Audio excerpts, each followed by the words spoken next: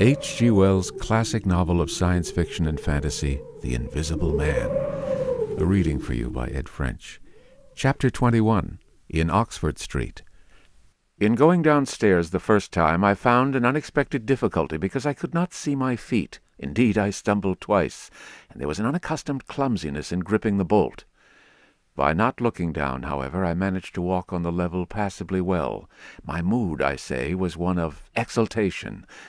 I felt as a seeing man might do, with padded feet and noiseless clothes in a city of the blind.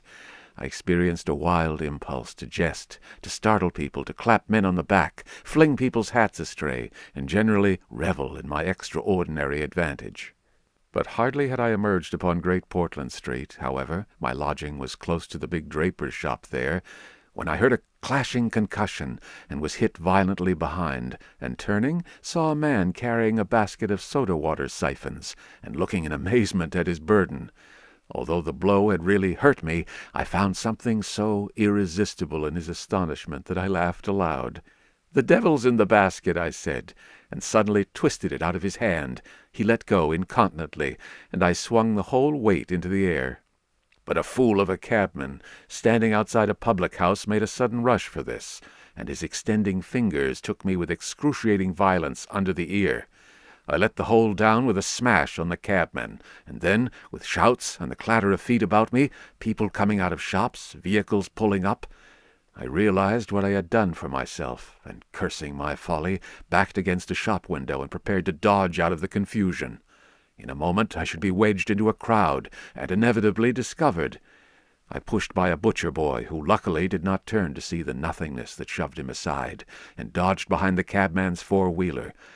I do not know how they settled the business.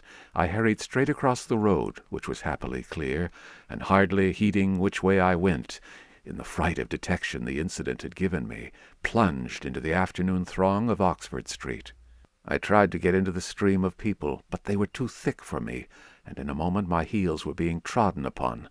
I took to the gutter, the roughness of which I found painful to my feet, and forthwith the shaft of a crawling hansom dug me forcibly under the shoulder-blade, reminding me that I was already bruised severely.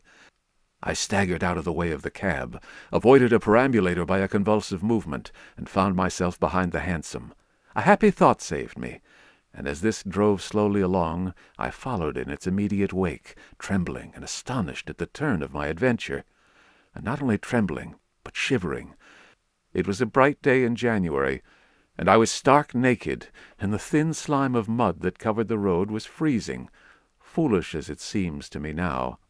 I had not reckoned that, transparent or not, I was still amenable to the weather and all its consequences. Then suddenly a bright idea came into my head. I ran round and got into the cab, and so, shivering, scared, and sniffing with the first intimations of a cold, and with the bruises in the small of my back growing upon my attention, I drove slowly along Oxford Street, and past Tottenham Court Road. My mood was as different from that in which I had sallied forth 10 minutes ago as it is possible to imagine. This invisibility, indeed! The one thought that possessed me was, how was I to get out of the scrape I was in?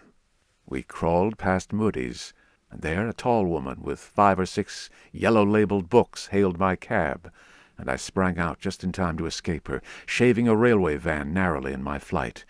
I made off up the roadway to Bloomsbury Square, intending to strike north past the museum, and so get into the quiet district. I was now cruelly chilled, and the strangeness of my situation so unnerved me that I whimpered as I ran. At the northward corner of the square, a little white dog ran out of the Pharmaceutical Society's offices and incontinently made for me, nose down. I'd never realized it before, but the nose is to the mind of a dog what the eye is to the mind of a seeing man. Dogs perceive the scent of a man moving as men perceive his vision. This brute began barking and leaping, showing, as it seemed to me, only too plainly that he was aware of me. I crossed Great Russell Street, glancing over my shoulder as I did so, and went some way along Montague Street before I realized what I was running towards. Then I became aware of a blare of music, and looking along the street, saw a number of people advancing out of Russell Square, red shirts, and the banner of the Salvation Army to the fore.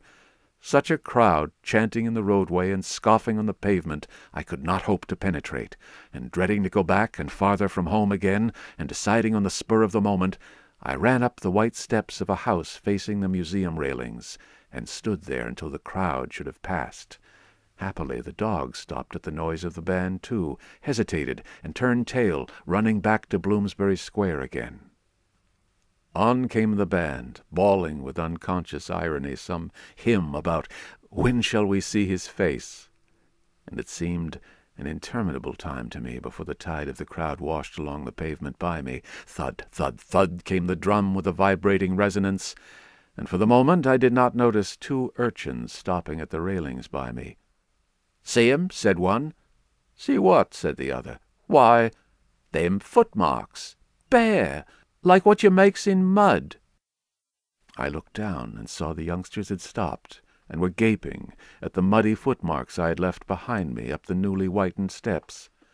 The passing people elbowed and jostled them, but their confounded intelligence was arrested. Thud, thud, thud. "When, thud, shall we see, thud, his face, thud, thud." "There's a barefoot man going up them steps, or I don't know nothing," said one, "and he ain't never come down again, and his foot was a-bleeding." The thick of the crowd had already passed. "Looky there, Ted," quoth the younger of the detectives, with the sharpness of surprise in his voice, and pointed straight to my feet.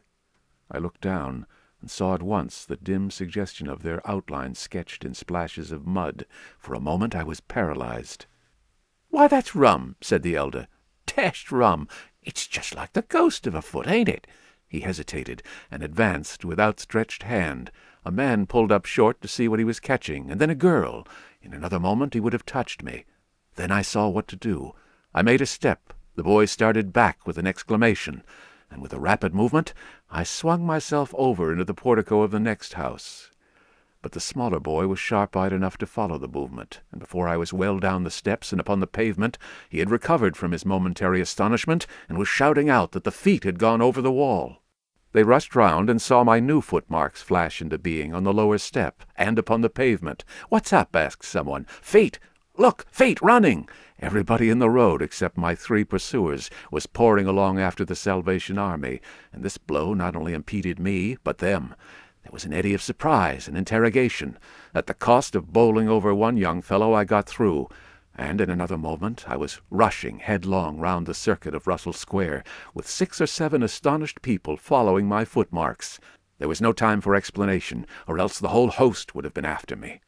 Twice I doubled round corners, thrice I crossed the road and came back on my tracks, and then, as my feet grew hot and dry, the damp impressions began to fade. At last I had a breathing space and rubbed my feet clean with my hands, and so got away altogether. The last I saw of the chase was a little group of a dozen people, perhaps, studying with infinite perplexity a slowly drying footprint that had resulted from a puddle in Tavistock Square, a footprint as isolated and incomprehensible to them as Crusoe's solitary discovery. This running warmed me to a certain extent, and I went on with a better courage through the maze of less frequented roads that runs hereabouts. My back had now become very stiff and sore. My tonsils were painful from the cabman's fingers, and the skin of my neck had been scratched by his nails. My feet hurt exceedingly, and I was lame from a little cut on one foot. I saw in time a blind man approaching me, and fled limping, for I feared his subtle intuitions. Once or twice accidental collisions occurred, and I left people amazed, with unaccountable curses ringing in their ears. Then came something silent and quiet against my face, and across the square fell a thin veil of slowly falling flakes of snow. I had caught a cold, and do as I would, I could not avoid an occasional sneeze, and every dog that came in sight with its pointing nose and curious sniffing was a terror to me. Then came men and boys running, first one and then others, and shouting as they ran. It was a fire. They ran in the direction of my lodging, and looking back down the street I saw a mass of black smoke streaming up above the roofs and telephone wires. It was my lodging burning, my clothes, my apparatus, all my resources indeed, except my check-book and the 3 volumes of memoranda that awaited me in Great Portland Street, were there, burning. I had burnt my boats, if ever a man did. The place was blazing. The Invisible Man paused in thought. Kemp glanced nervously out of the window. "Yes," he said. "Go on."